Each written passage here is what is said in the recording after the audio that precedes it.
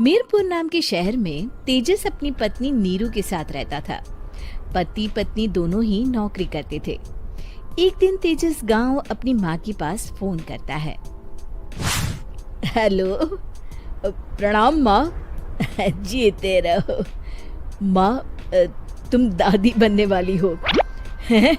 अरे वाह, ठीक है बेटा, मैं कल ही आती हूँ।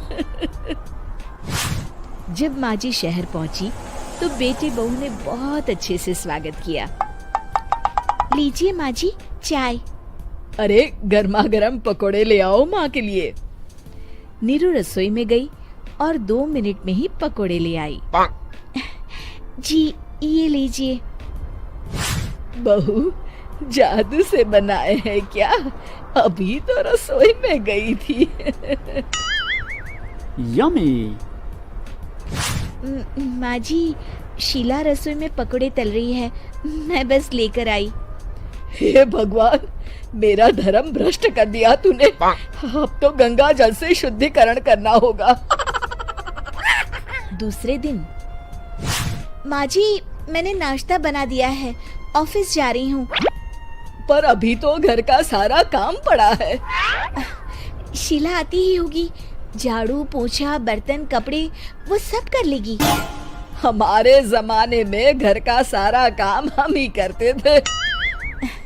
जी माँ जी, आप बहुत होशियार हैं, मैं घर ऑफिस दोनों नहीं संभाल पाती।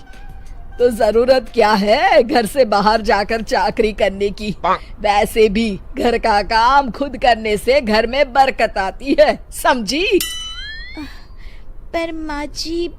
पर वर कुछ नहीं, इस महीने की पगार मिले फिर ऑफिस बंद। हाँ। रात को नीरू तेजस से कहती है, सुनिए जी, माँ जी बोल रही थी कि मैं नौकरी छोड़ दूं। वैसे ठीक ही तो है, अभी तुम्हें आराम की जरूरत है। फिर भी आराम कहाँ, शीला को छुड़ाने के लिए बोल रही थी। तो अब 24 घंटे में इतना काम तो कर ही सकती हो। पर जॉब पसंद है मुझे, घर पर मन नहीं लगेगा।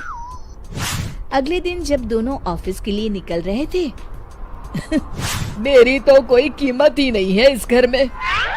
माँ जी, आजकल महंगाई बहुत है, रहन सहन भी बदल गया है, दोनों नौकरी करते हैं तभी ठीक रहता है। अच्छा, तू कहना क्या चाहती है? मेरा बेटा तुझे बिठा के खिला नहीं सकता? तू ही इस घर का खर्च चला रही है, हैं? नहीं माँ जी, मेरा वो मतलब नहीं था। मतलब खूब समझती हूँ, ये बाल धूप में सफेद नहीं किए मैंने। हाँ। अब तो ये रोज का काम हो गया था। तेजस भी रोज की झिकझिक से परेशान हो गया था। एक दिन उसने कहा, नीरू, वैसे भी तुम्हें मैटरनिटी लीव मिलने वाली है, तो अभी से ही छुट्टी ले लो। पर क्या, मेरी सैलरी अच्छी खासी है। आखिर नीरू ने रिजाइन कर दिया। जब बच्चा हुआ तो घर में सब बहुत खुश हुए। कुछ दिनों बाद तेजस फाइल देख रहा था। क्या हुआ तेजस, कुछ परेशान लग रहे हो? हाँ, वो हमारी जितनी सेविंग्स थी वो तो हॉस्पिटल में और छठी के फंक्शन में खत्म हो गई है नीरू। और अभी वैसे मंदी चल रही है तो मैं बोल रही थी कल मुन्ना को हेपेटाइटिस का टीका लगवाना है। नीरू, क्या पोस्टपोन नहीं कर सकते? नहीं जी, बिल्कुल नहीं। अब तेजस को समझ में आ रहा था कि उससे गलती हुई है। पैसों की कमी का असर घर के माहौल पर भी पड़ रहा था। अगले दिन, बेटा मेरा चश्मा और ये दवाइयाँ ले आना, पर्चा देते हुए माँ जी ने कहा। जी। तेजस, मुन्ना के लिए दूध का डिब्बा और डायपर भी ले आना, और ये किराने के सामान की लिस्ट है, इसे भी लाना है। तेजस गुस्से में लिस्ट मरोड़कर फेंकता है और चिल्लाता है, पैसे क्या पेड़ पर उगते हैं? ये ले आना, वो ले आना। अरे पर ये जरूरत का सामान ही है।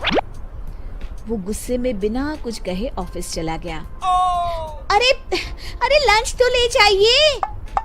नीरू दौड़कर डिब्बा पकड़ाती है एक दिन खाना खाने के बाद, नीरू,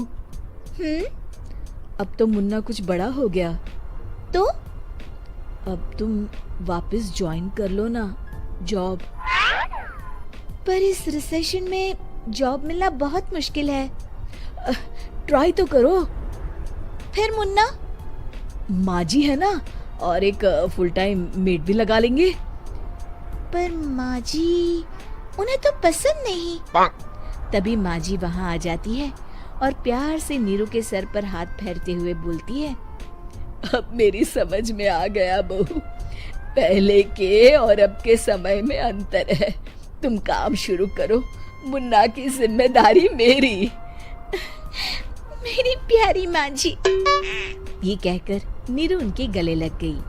शिक्षा, परिवर्तन संसार का नियम है, हमें भी समय के साथ चलना चाहिए।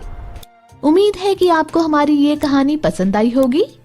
कृपया हमारे चैनल को सब्सक्राइब करें और सभी अपडेट्स के लिए बेल आइकन जरूर क्लिक करें। और हाँ, वीडियो लाइक और शेयर करना मत भूलिएगा।